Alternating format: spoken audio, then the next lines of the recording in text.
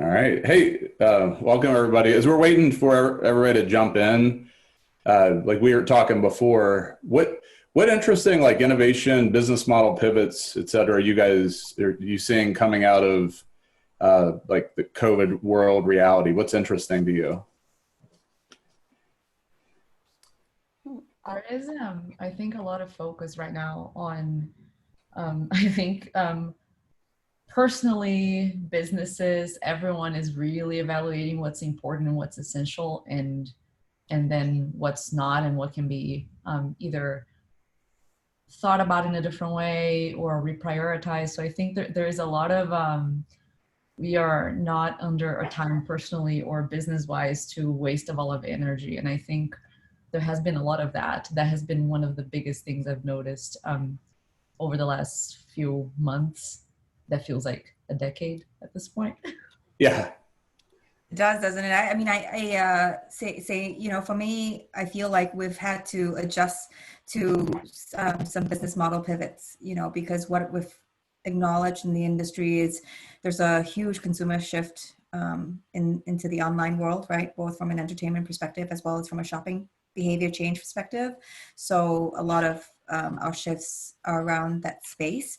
The other thing that's super interesting is, we're in the business of healing, right, and boosting from a need state perspective. So also thinking through how we can leverage data analytics to drive some predictive modeling for how we forecast and make sure that we meet consumers' needs in a reliable way, as well as our customers. That's something that we're tapping into as well. So a lot of reliance on, I would say, tech, data analytics for us at least. Interesting. Dondeena, Jada, anything interesting that you guys have seen? Oh, absolutely. I was going to talk about just already the evolution of masks, right? I suffer from respiratory illness. I have asthma.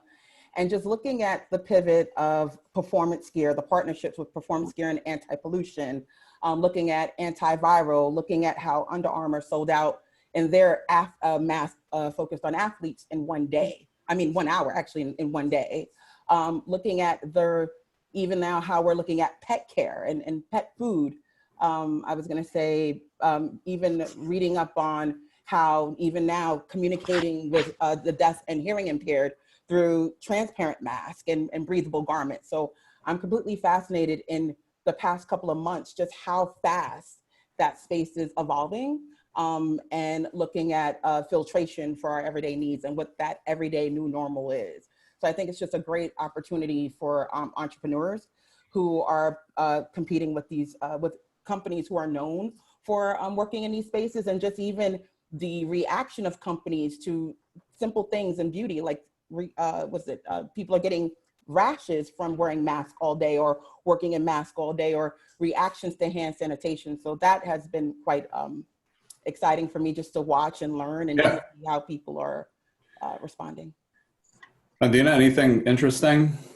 Yeah, I mean, I could build on all of your comments. They seem so relevant. I think the piece that I'll add is when we think about Burrell is in the business of bringing people together around food, right? And the social aspect and connecting. And I've seen an interesting shift in how chefs and the whole experience of something that traditionally happens in the cafeteria or, a restaurant is coming online to make people feel, what do I want to say, just alive and well with other people and enjoying a meal. So we've been experimenting with just ways to kind of bring that connectivity to our employees through some cook-alongs. And we had a really lovely kind of activity that happened last week with Harlem and the Harlem Share Up, bringing an experience to them and just inviting people to come along and see what happens. So online is helping engagement, which is so vital right now, right?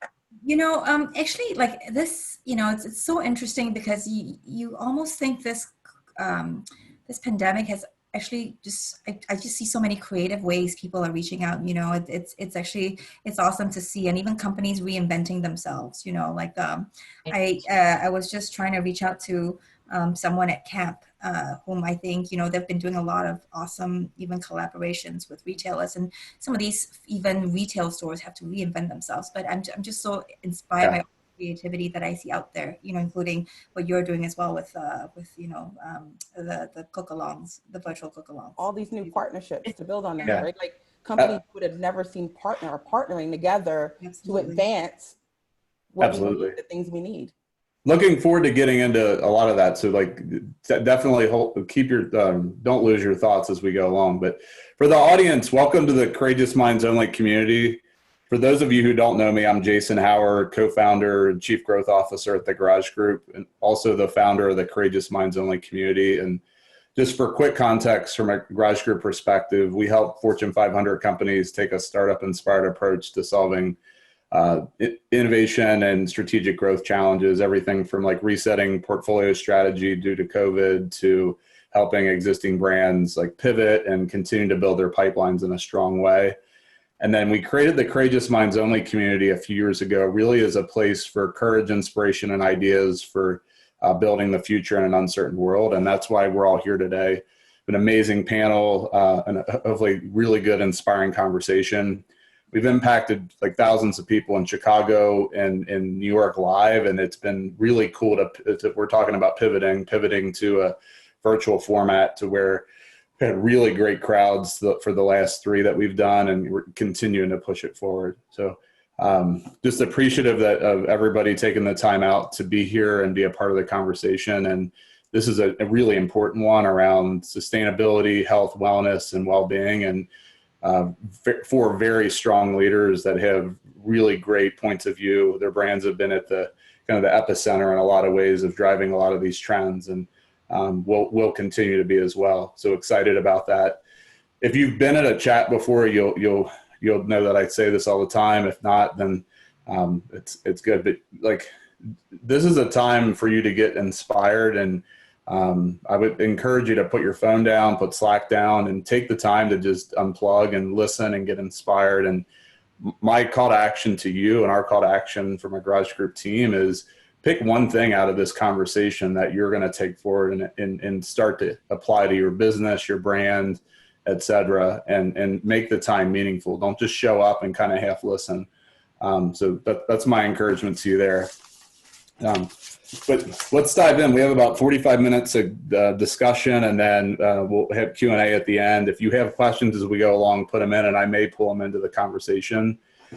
But just as a way for the audience to get to know the 4 of you, would love to hear just high-level backgrounds, what business challenges you're solving today, and then in Courageous Minds Only fashion, what's a time where you've had to be super courageous pushing an idea forward, and whether it's your current role or a past role? Who wants to kick us off? You choose. Well, I'll kick off. I can't remember half the questions that you had asked, but I haven't had lunch yet. So I'll start with my experience. I mean, I've grown up and actually in the food and beverage world, the CPG world. I want to say been around for over 20 years. Started my career in Asia, and then in Singapore specifically, and then I moved to the US. I want to say a little more than 10 years ago. Some of the companies I've been with include Coca-Cola, Kellogg, Mondelez, and more recently at Reckitt Benckiser, leading the upper respiratory portfolio. So that's my background. So it's always, it's funny because I started my career actually in indulgent foods, which I guess you can say it's health because it's mental wellness, right? But then in my later years, I started getting into more wholesome type products, and now it definitely playing in the health OTC space.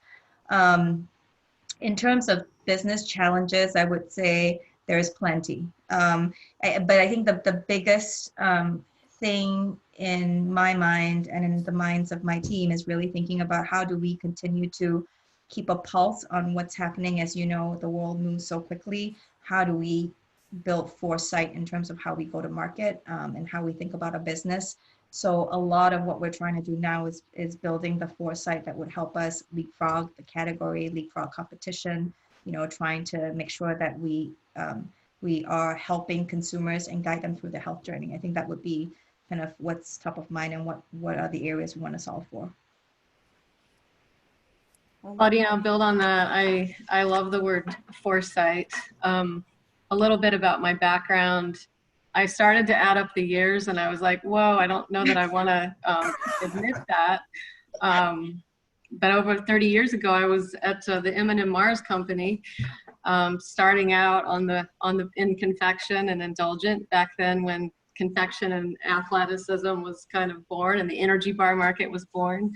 But now I have the opportunity to have to lead the global wellness and nutrition group at Barilla. It's very new for me. So, but spent the last 20 years, what I would say is translating global health policy and research into meaningful business value.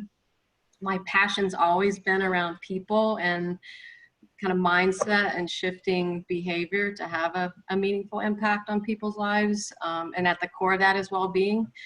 And so as you can imagine, that's at the core, I think, right now of the role in how we eat better and how we live better in terms of what's happening in our daily lives. I think the business challenges right now, the simplest way I would say is really reclaiming our relationship with food and its role in bringing us together. And think about it. I mean, we are in this unprecedented crisis that's caused, the numbers are staggering, right? 3 billion people to be isolated. And that's brought the world economy also to its knees. So how we think about what we can do for the worlds that we live in, the communities that we impact, I think it's been the number one top of mind, particularly with, you think of C-19 and how it's just exacerbating kind of mental and health challenges that were already kind of at the forefront of just how we think about making lives better with how we come to markets, et cetera. But I think this is going to have a lasting impact on society, especially food security. So I'm really focused right now on just ensuring that there's I'll call it a nutrition and well-being platform that the brands can really draw from. Our trusted brands, Vasa in Sweden, right? Harry's in France, Molino Bianco in Italy, all of them can have an opportunity, and then Barilla around the world draw from that in a way that really talks about our focus of sustainability from farm to fork, which sounds so cliche, but there are human beings that touch every part of that value chain.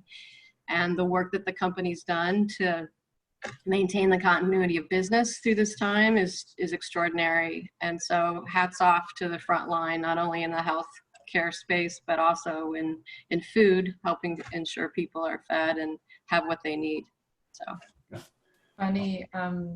So I am also one that has been in the indulgence confection space and migrated to another one. So I was born and raised in Brazil. So also came around 10 years ago, 11 almost, to the US. Prior to that, I was a designer. I'm still a designer. I think you can never be a designer and not be a designer anymore. Have, my career in Brazil was mostly advertising and design agencies. Moved here in 2009, which was also a great year for anyone to do big career and life moves after the recession, which was great. And after that, I got my MBA, did a bunch of other things, and ended up spending 7 years at the Hershey Company. And, from a design perspective, it was a huge mix of school and marketing, just post PhD, if you will, in a sense of really understanding how do we communicate food through the eyes of confection, right? Because it's still nourishing in some way for people's spirits, if you will.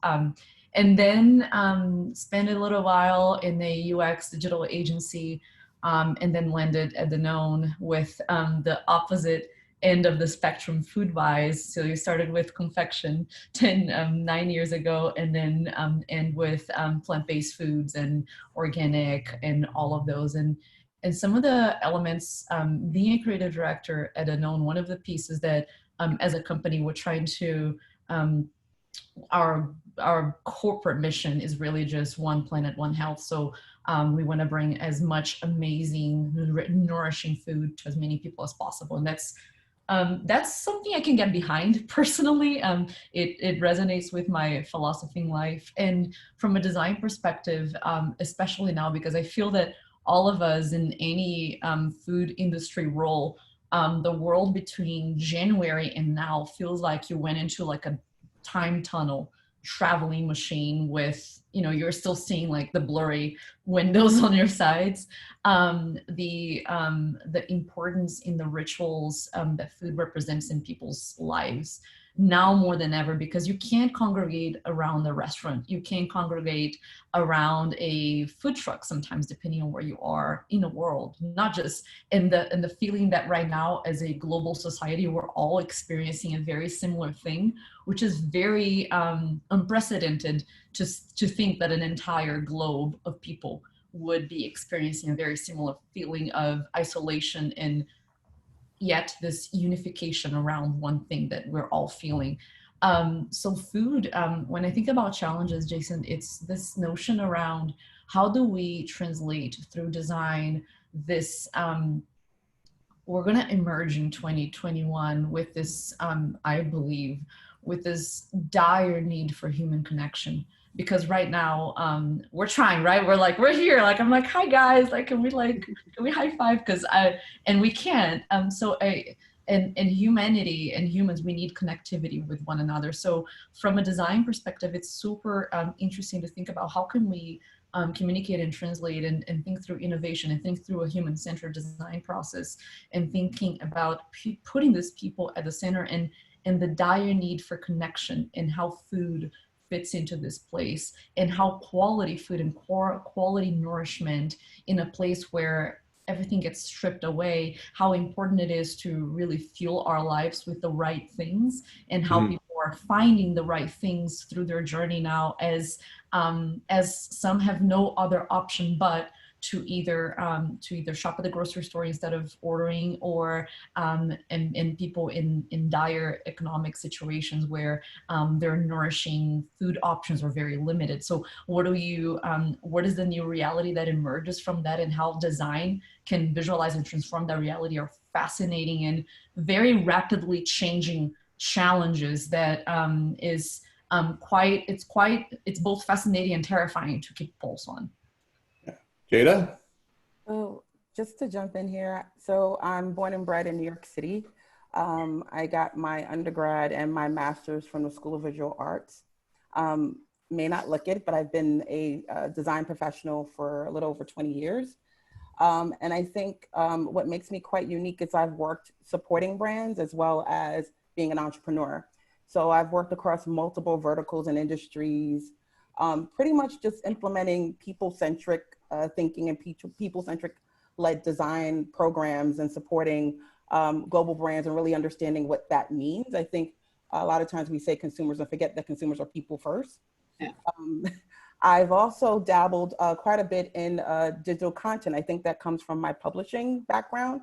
So I have definitely played in the UX UI space quite a bit, and all about visualizing and narrating stories. What I'm probably most known for right now is my fight with women leadership and women in disparities with women leaders, especially in design.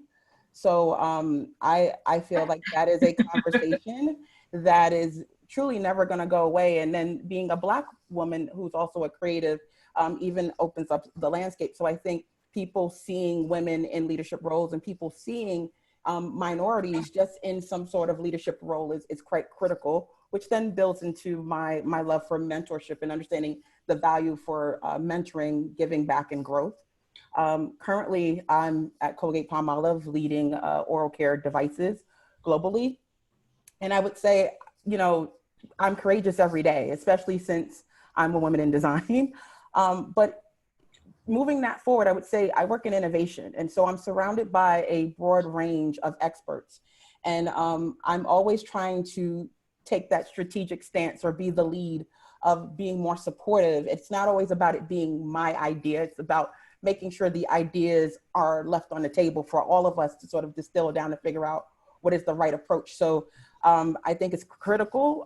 My critical role is always thinking about the collective and really thinking about those partnerships and truly being innovative. You have to be a partner. And what I've done with my team, even myself, is about learning to bring facts to the table, bring facts to the discussion, to share. I can get more with facts than just bring in my point of view. I have to visualize it. And I think the best people to visualize anything in a room are creatives. So more than ever, I think being courageous with this pandemic is focusing on being human first. I think that is crucial. Also, I work at Colgate, and our brand purpose is all about everyone there's a future they could smile about.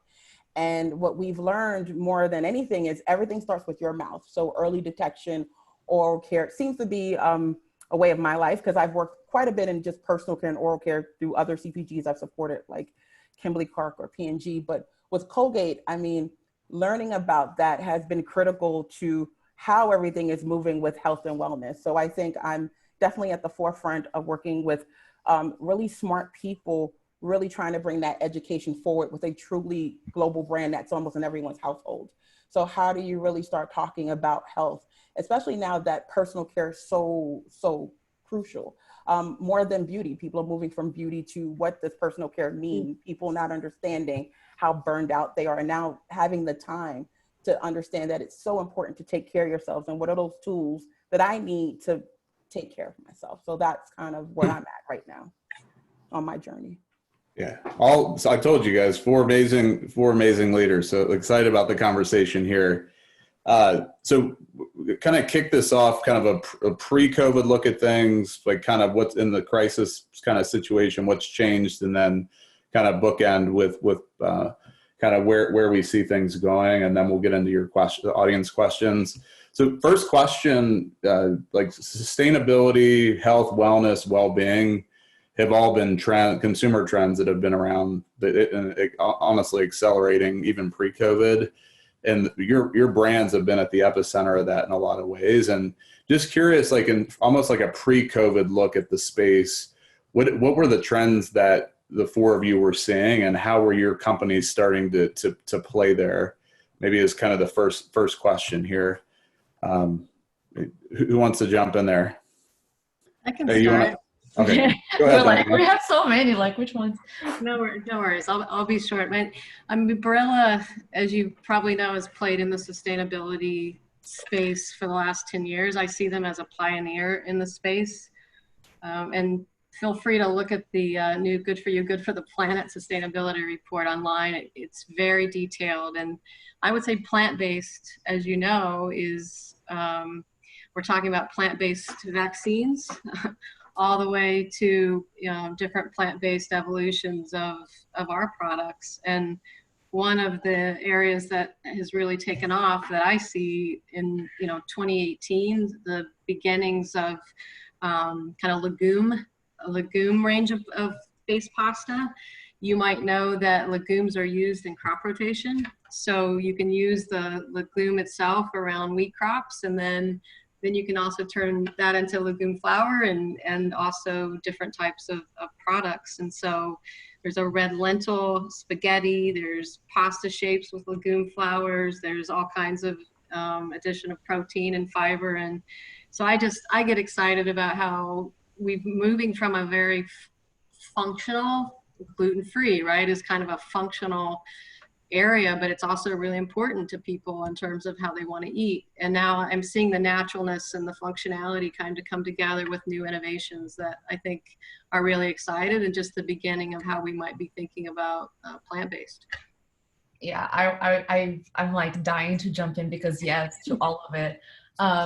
We've been having a lot of conversations about what are we even going to talk about plant-based in a few years from now, because the reality is, and I'm like, they're so delicious. I can talk about so many of those, but the reality is, people are seeking for amazing ways to see and consume and prepare food, and what we're seeing right now is that plant-based is one of the elements, but it's just amazing food that is no compromises.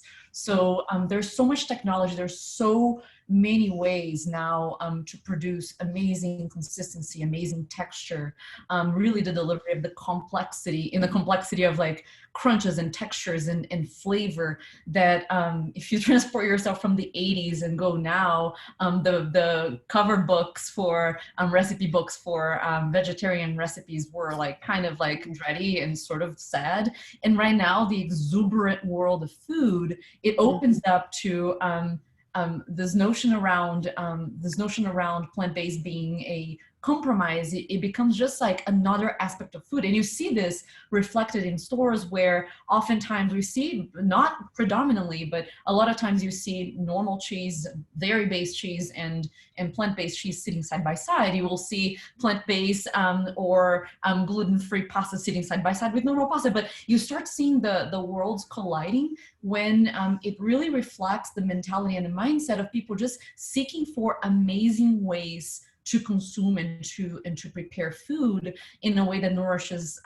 It's not a functional choice only, but it's truly a deliberate choice for something that is going to be it's going to be indulgent in their everyday life, and not just a compromising choice for just the betterment of the planet. The betterment of the planet becomes a factor, but the food delivery becomes crucial.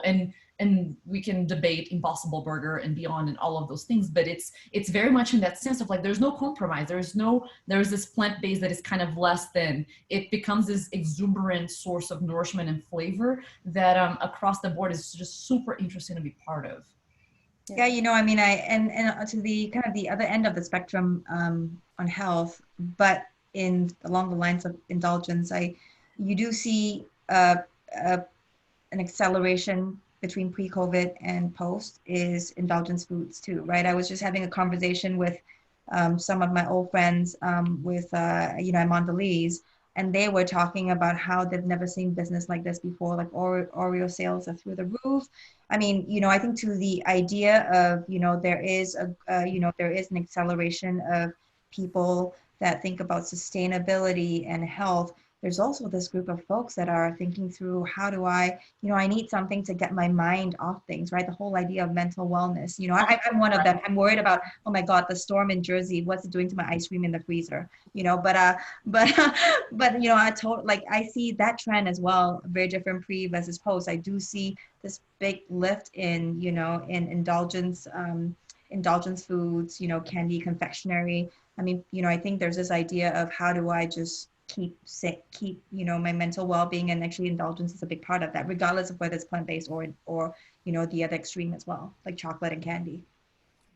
I can add to this from more of a reusable, sustainable perspective. I would say we're constantly looking at how we're adapting to new behaviors. I think as people, our behaviors have changed completely. If I look at pre-COVID, I would see how there was a focus on brands like Madewell, because you're talking about good quality of clothing and that trend. And Madewell is owned by J. Crew, and they're doing even better than J. Crew, right? Which just goes to show you how we're thinking differently with the change of our behavior. I think about Rothy's shoes, right? Like there was a huge focus on sustainability. I think even now, as the shift of behavior has started to unfold, we're seeing Peloton be quite successful about mental health and wellness at home. We're looking at mirrors for working out at home. We're looking at, I would even say, the change of the Impossible Burger in fast food chains, right? How we're Zooming at home, and even looking at the etiquette of how we Zoom at home. I would say the rise of entrepreneurship.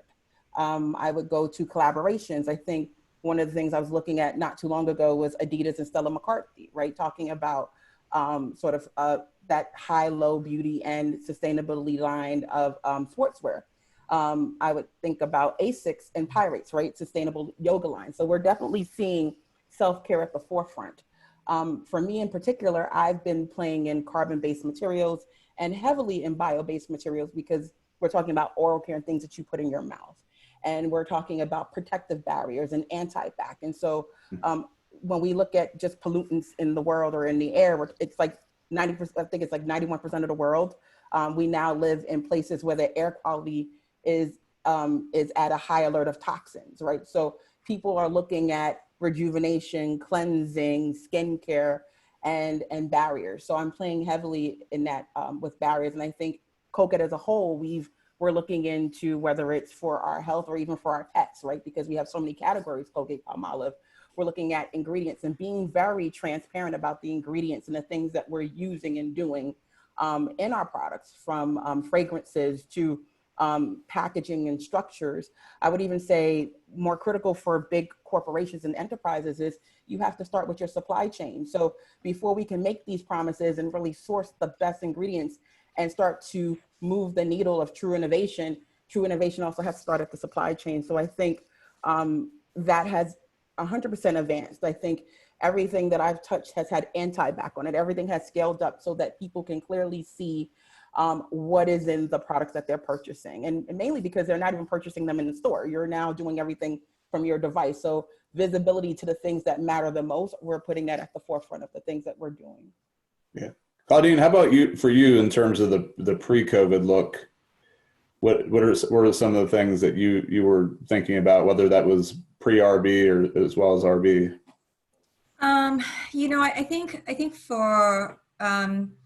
I think innovation has taken on a very different lens, right? I think pre-RB and even RB, when you think about innovation, likely you're thinking about innovation from a marketing activation standpoint. What can you do with some of these social media and things like that to bring exciting new things to the market, right? When it comes to product, what innovations, in the pre-COVID world, you would think about. But I think post-COVID, the idea of innovation is definitely a lot more expensive. Right. I think to your point, Jada, you talked about supply chain. I think supply chain has never been as a hip and cool a word or a part of the company to be in right now. But, that's the heartbeat of post-COVID, right? People are looking at innovative solutions to think through supply chain to make it more agile, to get to last mile delivery a lot faster. So I think that component definitely has changed, where innovation is more expensive, not only, in terms of the way we go to market from a marketing standpoint, not only in terms of how we go to market from a product standpoint, but also innovation around infrastructure. So I think I talked earlier about data analytics. We're actually working with a lot of partners to really think about how do we, especially in the world I operate, which is it's influenced by illnesses, right? And if people are not going out, people are not in close contact with each other, you're not going to see a lot of people getting sick. So, and they're taking care of themselves, to your point about some of these, the foods that they're taking. So how do we make sure that we think through, to manage all the way back to the back end and supply and inventory management? How do we leverage data to help us, think through and keep a pulse on the future, so we can manage through all the way from supply to our customer level support. The other piece of innovation that we're thinking about is just what else can we do in terms of full funnel? Because a lot more people are shopping online, which is super exciting for us, but it's almost we need to change the game of how we think about our business model, because we've been innovating traditionally in the traditional retail channels more so, but now we have to really accelerate how we're thinking about full funnel marketing, driving people and tagging out our retailers on their online sites and things like that. So I'm actually super excited because, like I said, I think this really unlocks a lot of creativity on the innovation front when it comes to really thinking through innovation across the board. And that, to me and to my team, is something that we're having a lot of fun with, actually. Claudine alluded to it in terms of now that COVID's hit, like where have you in your businesses, like where have you seen acceleration? Where have you had to pivot? What have you potentially had to stop doing and or start doing? Obviously, like supply chain is one thing that's become like the new cool thing, if you will. But curious in terms of like what's going on in the business now that COVID has hit, and what has been the impact? Obviously, like you're not in hospitality, and what the products that all four of your companies produce are in high demand and they're in high need. So obviously there's been some short-term kind of shock to the system in a way, but curious, like what has been in the impact? I could say immediately for me, because the other end of the spectrum is I work in connected health. And so more than ever, real-time feedback, evidence-based analysis is crucial. How you're tracking on what you're learning and sort of curation and recommendations for people. I think that's accelerated, but it's not as much about the device as much as it's about the experience. So I think the acceleration and focusing on our apps, our user interfaces are pretty much critical. I think in really helping people understand the trade-off of how it works with your lifestyle and how you're not glued to your devices. So like they're speaking to each other. And I think that is pretty much why a lot of times apps fail or these new technologies fail, because you don't work within the realities of your day-to-day. When there's so many things going on, especially if you're a parent right now, you're wearing multiple hats at home. How are you able to juggle all these things using our technologies? And so I think there's a huge shift in, again, echoing what the panel's talking about, like personal health, echoing how we're using devices, how we're communicating the technologies that we have, how we're communicating nutrition. I think it's all about that communication aspect, just the tools that we're using to communicate with. Yeah, I mean, I'll build on that. I loved your comment about the etiquette of how we Zoom.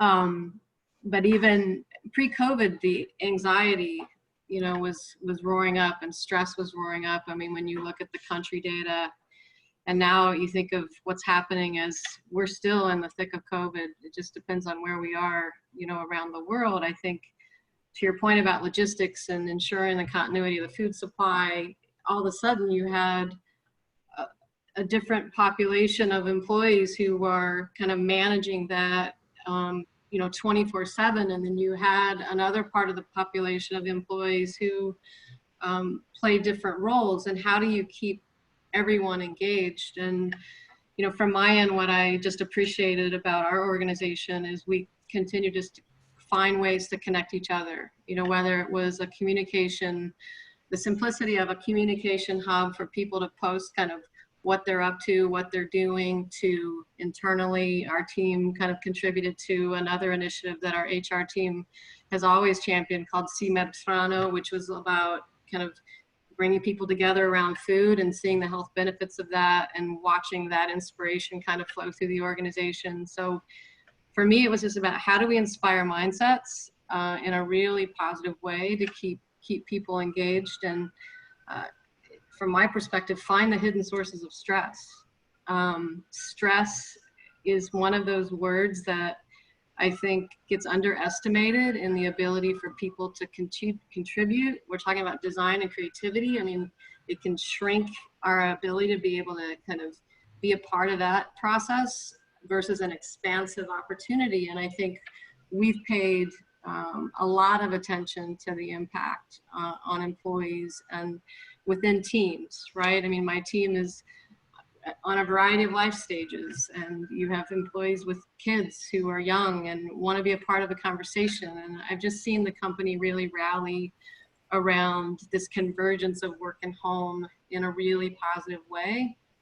And so I don't know that that'll ever go back to the way it originally did. I don't think people want it to go back to this original idea of we have to be in the office for, for FaceTime. And so I'm seeing already the review of different techniques and tools that we use, and what's the most engaging way that we can think about our way of working, and what really worked well, and how can we continue that. So anyhow, in the spirit of just anxiety and stress, I think a focus on this enabling people to maintain the personal care, if you will. I saw one of the questions around exercise and cooking. I mean, when you look at the data and when you see where people want to take control of their own personal health, exercise tends to be at the top of the list, moving, but cooking for yourself and for your family and others is right there next to it. And so I think we're looking for ways to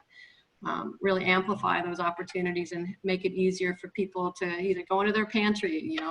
Barilla has an amazing recipe builder that you can pick a protein, you can pick a cuisine, you can pick this, and all of a sudden you've got 5 different amazing meals on your, for lunch or for dinner. And anyhow, I'm just impressed with how people have been able to stay engaged and keep focused. And I would like to say it's like that energy that we're bringing to it is creating urgency at a time that is really surreal, right, for a lot of people. So any way we can uncover invisible stress and turn that into something that's positive, I think is advancement. I I can relate in so many different levels to that. So there is, you're completely right. Like under stress, creativity gets, it's tough to be a highly inspired creative when going to the store to observe how people are shopping is a mission impossible where you're like, you know, spray, gloves, mask, go in, go out. Like you feel like James Bond every single day, especially in the beginning, right? When we were like, whatever brand I find of orange juice, it's in, out, gone, you're done.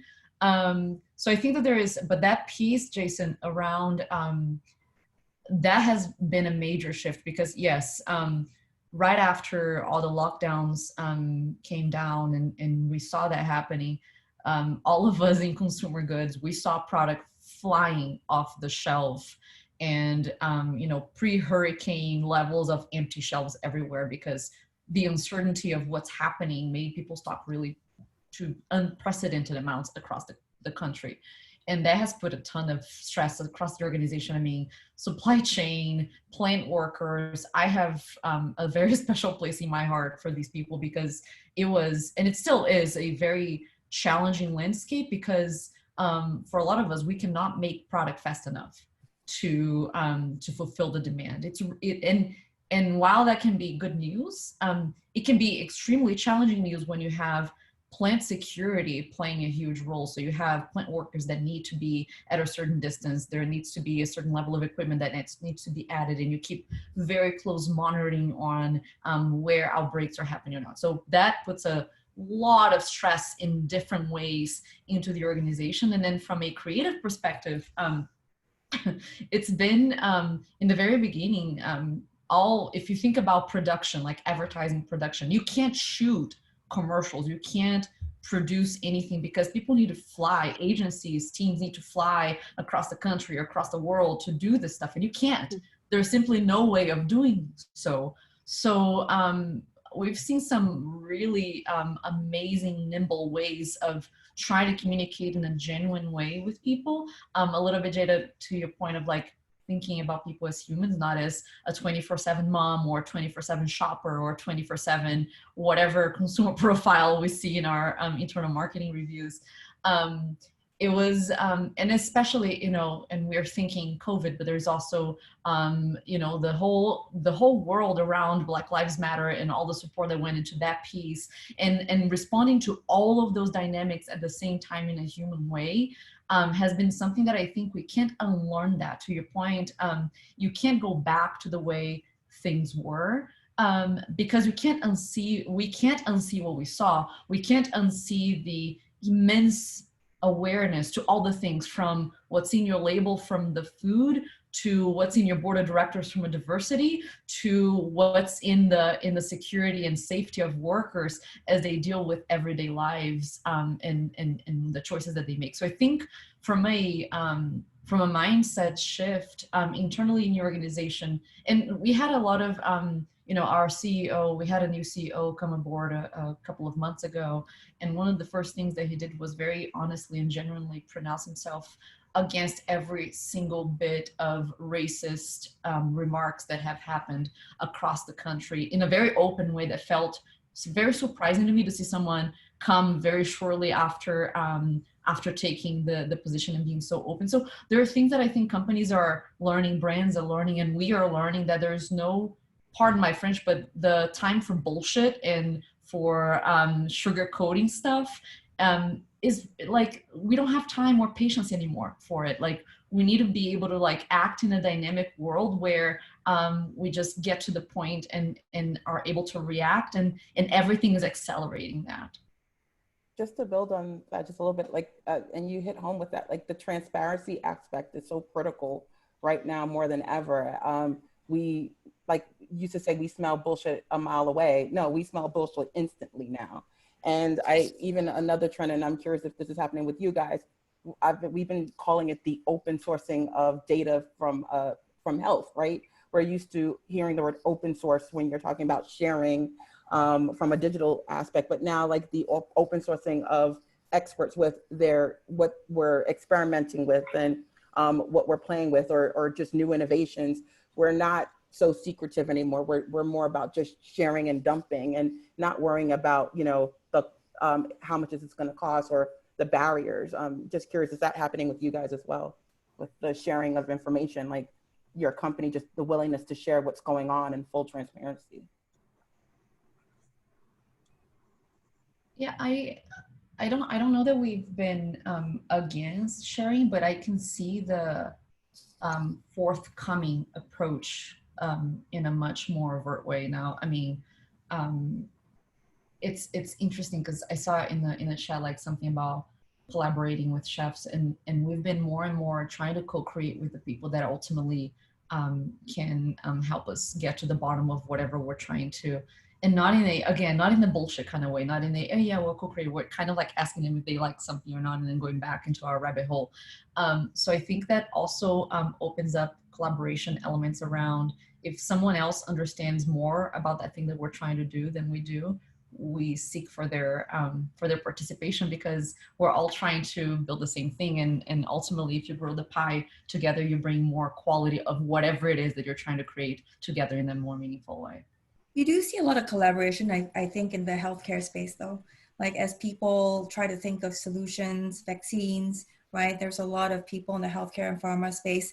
There is a lot of companies coming together, both small and big, just because at the end of the day, they're guided by the mission of being purposeful, right? So the idea of being purposeful and really trying to figure out how to find a solve, I think that, you finally see collaboration of like-minded companies coming together for I think, Jada, to your point of humankind, or being human. So I think that's the component where they leave the business aside and they're coming together to find that solution for the consumer. Yeah. We're seeing it like through partnerships, through sustainability. I mean, not sustainability, but partnerships, supply chain. Yeah. We're starting to allude to things that I think, at least from my point of view and a Grudge Group point of view, we're going to see even post-COVID. And I'm curious, as you start to kind of take your mind out of the crisis and start to project out for the next couple of years and decade, what is the emergent landscape that you see in terms of how consumers shops, what behavior changes out of this stick? We had talked about, like, we're not going back, but even this idea of like how people connect, it seems like that's a major issue right now, right? And so, like, as you start to think about kind of the future, like, what do you see? Like, we're starting to see from a Garage Group perspective, like, brands start to think about their portfolios, starting to say, man, like, based on the emergent like jobs and where consumers are shifting, we don't actually have the portfolio right, or we have to start to change the pipeline. In other cases, that's tight, but there's major investigation on channel and business model. But as you start to really think about coming out of this and maybe take a kind of a 10-year look at it, like, what are you starting to think about? What is your company starting to think about? I think it's fair to say that the transformation and the shifts, they were here all along. The speed, we're just like maxing to 15x the speed that we were seeing before. So it's like VUCA times 11, right? So it's, when we think about this, people, labels were being already scrutinized for ingredient transparency and sourceability and responsibility across it's not just about putting a recyclable pack out on the shelf and then it takes X many times the carbon footprint that the previous one was. So I think, to Jada's point, like, it's not even that you can smell bullshit from a mile away. Like, the bullshit comes in way faster than you're able to say something out. So I think the ability that businesses have had to figure out that, holy crap, we can remote work, like, that's a pretty amazing new discovery that was there all along. But in that same way, I think the discovery around people can work remotely, that can be okay. Companies should be responsible for the stuff that they put out the door, and that is a standard that I believe not the entire world will suddenly come to terms with, because we know that, there's people that generally don't care about this, but more and more people really, really care about the impact that something has in their lives, first and foremost, because their body is their temple. And I think if anything, in an unprecedented global pandemic in the scale that we're experiencing this issue, you know, the influence of what happens when you stop supply chain here, and all of the products that you love or that you feel are right for you disappear from the shelf, you start really thinking about what do you consume and how do you consume it in every single way, from cleaning to beauty to food to even your living arrangement choices. They all go through a very strong filter that was already, there are pockets of those happening. What you're seeing right now is like they're all kind of like mushing into this giant ball of acceleration that I think we have no turning back point. So people will never go back to the grocery store shopping in the same way that they used to, even if it's in a small way. The way to look at the shelf, or the way to look at the pantry, or the way that look at what you put in your body from a hygiene or from a food perspective, all of those, they have been there all along. The search for purpose in your life, the search for companies that don't throw garbage on the ocean all the time. I believe that we're now more glued to our screens than we ever have before, and we can see all of it happening in real time all the time. It might have been happening before, but I think it's more visible and people are more sensitive to it because we're just like hyper aware of everything, which is quite frankly a lot of the components of the stress that we already talked about, because all of it is very it's very taxing on everyone. Claudine, you had alluded to data before becoming more pervasive. Like, what do you see post this?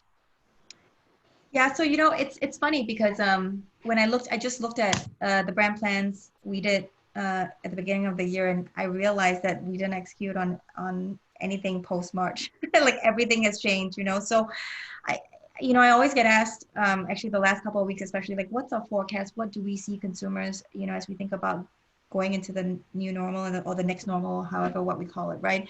And then the truth of the matter is, I don't know, you know, I don't think anybody does.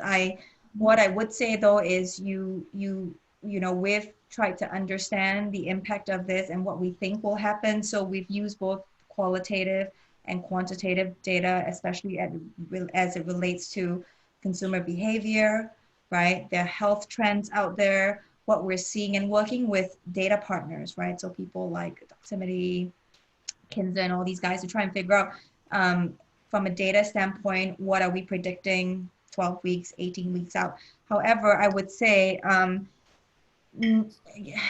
creating a vision board in terms of what the new normal looks like, which is exactly what what we're all talking about. I think we all know kind of directionally where we're going to go, right? People are going to there's going to be a lot more digital savviness, you know, as people think about a new way of being mentally prepared. They're thinking about new ways of looking at food, looking at entertainment, and all that kind of stuff.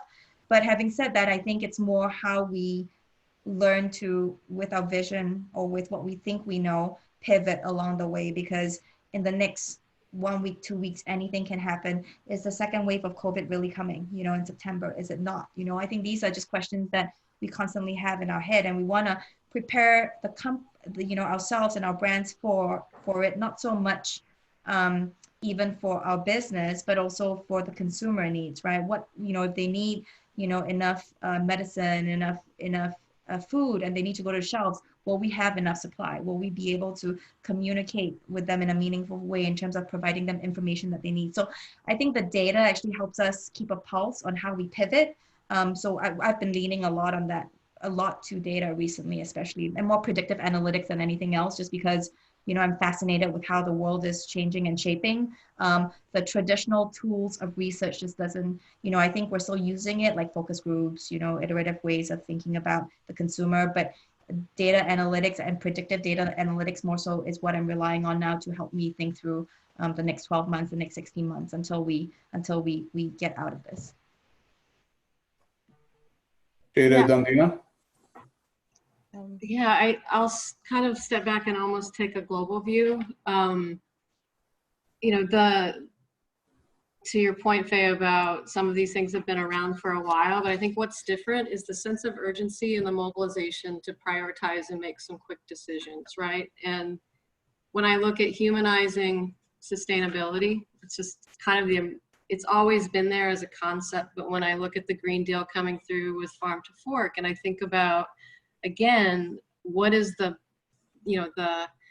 mindset behind that is really a global collective view. And when you look at disparity, and you think about 1 billion people without food around the world, and 1 billion people who probably has access to too much food, as an example, food insecurity is right in our face in a completely new way. I mean, we're feeding something like 1.5 million meals a day in New York City. I know there's similar trends, and the company, I think, in particular, has really strengthened their solidarity about how do we support local communities in a new way? How do we think about where we live and operate and the impact of that? And we are in a crisis. Like, we're like boiling frogs in water that are kind of like waking up and seeing like what's in the water pot. Like, you know, we've put a lot of salt in there. We've, you know, done a lot of good. We've put hope, but I really feel an urgency, honestly, when I think about some of the initiatives that I participated in the past around food deserts and value and, you know, how we think about scale and products. We are at a time when we can actually really rethink our business models in a way that can really bring hope and a different look at food insecurity in this world. And I think that's where I'm really thinking through AI as an example, and data patterns and behavior patterns and the massive amount of data that's being collected about how we shop. What about how we live, and how do we bring all that together so that we are managing through some of these inequalities, these systemic challenges on all fronts, right? How we talk to each other, how we show up, what we provide for each other. And so anyway, my message would be for myself is I've watched us as a company mobilize and make quick decisions and get to what we need to do. That's not just going to stay as it is. It's like we're rethinking things every other month. Like, this is just starting to come into the South and in the US, and Spain is, getting ready to kind of go around in their world again. So it's just like, guys, like, it's not just post, it's how do we rethink about serving people and bringing hope in a very different, consistent way. So. Just to round that out, I would say, Jada, really quick, I want to hear your point of view. Can you guys go to like 110, or Yeah. do you guys have hard stops at 1? I have a hard stop. Oh, I'm sorry. I didn't see the time. No, I'm so entrenched in it. yeah. If you can stay, great. If you have to jump. We have a few questions I'd love to get to too. So, but Jada, I want to hear your point of view. We'll keep going. Just to round this out, so we. Sorry, before this, if you don't mind, I'll jump off, and then Jason, I'm happy to address any questions if you. Yeah. Thank you so much, Claudine. Appreciate you. Have a great day. I was just going to say, a part of our brand promise starts with the word everyone. And so, especially on a global scale, we have to think about everyone and delivering on that promise. And I think it goes back to how we're rethinking and adapting our businesses and practices to better suit the needs of people.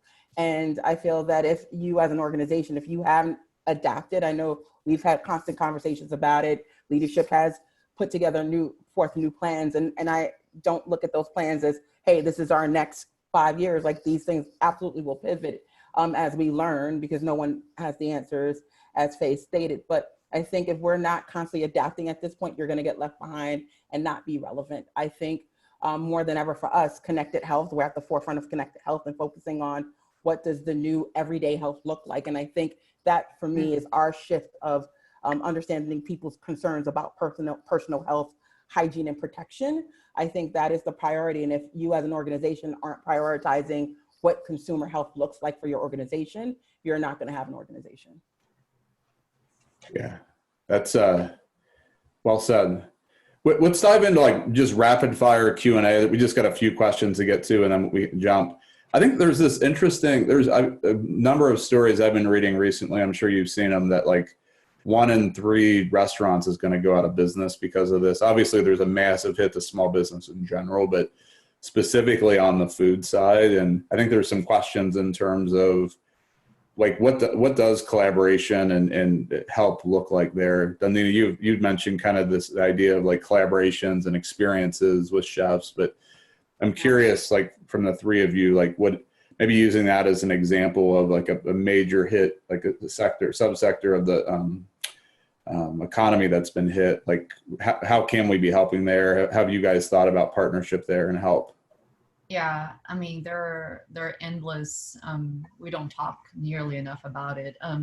But you know, every single one of our brands we have, I mean, we produce a lot of coffee, specialty products. We have boards upon boards with baristas and coffee shops in partnership with us. We co-create with them, similarly to chefs and those, and even beyond that. I mean, not only, we've been talking a lot about restaurants, baristas, even, you know, the fitness industry and, you know, the personal care industry, in the sense of a lot of people in the just like health and wellness is just so it's such a hard place right now because gyms are closed. You know, you can't have training in person. So how do we even partner with those professionals to bring, through the lens of nutrition, some level of is there a way to collaborate with them for fitness routines and that kind of stuff, to take to people's homes some of the pieces that they are missing because they can't leave. So so there is a lot of that, but I don't but similarly to you know, when I heard you saying, Dondeena, about you know, shifting a company and a brand like Barilla and rethinking everything, and a brand like the brands like what we have at Danone or Colgate, rethinking everything, restaurants and coffee shops and all of those are also rethinking their model, and what is the future of that? Because it's if you think about what happened in 1918 and how long it took for people to feel comfortable again, going into a place with closed doors. So what is the model in there? There's a lot of, I think there's a lot of room for design thinking when it comes to helping those businesses reinvent what their business model is as well, especially at a time where people's behaviors are not going to be shifting back to a previous normal, and we don't know what the new normal, we can pretend that we know what the new normal looks like.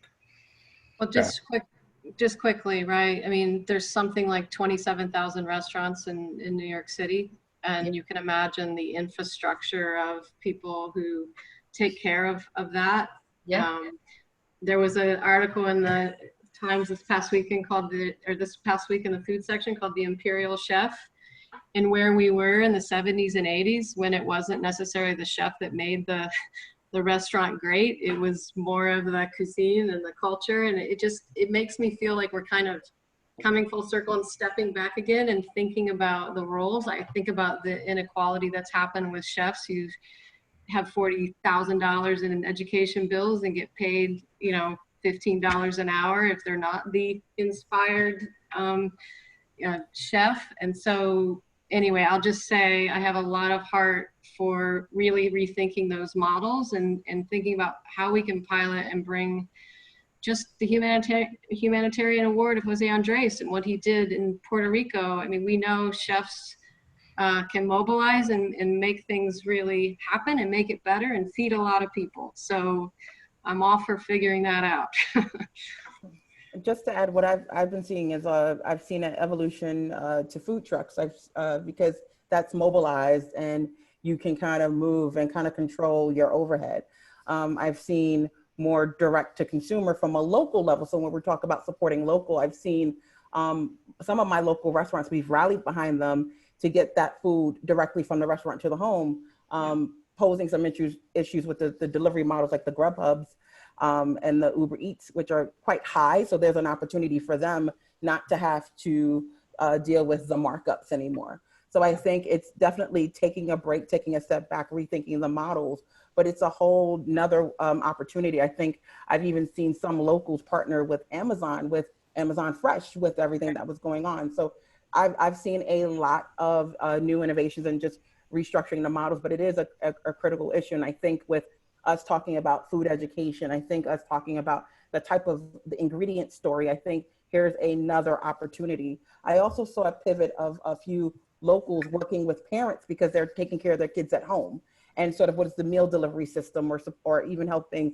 teachers. So what does that now look like? So I definitely see everyone pivoting, and it's quite interesting.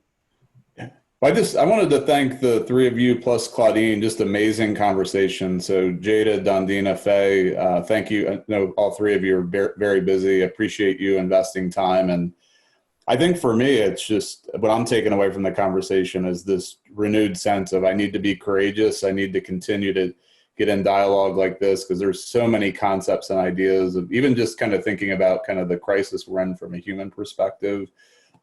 Lack of human connection. Like there's just so many insightful things that the four of you covered. So that's what I'm taking away, and just more acknowledging that in my work and making sure that we're solving big problems as a company from the Garage Group perspective. We're considering those things.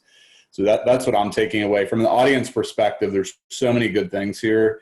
Please, whether it's something that you hadn't heard about or considered, maybe it's something that you start to think about in your work. I think there's some opportunities for brands to get involved in collaborating and solving some of these challenges.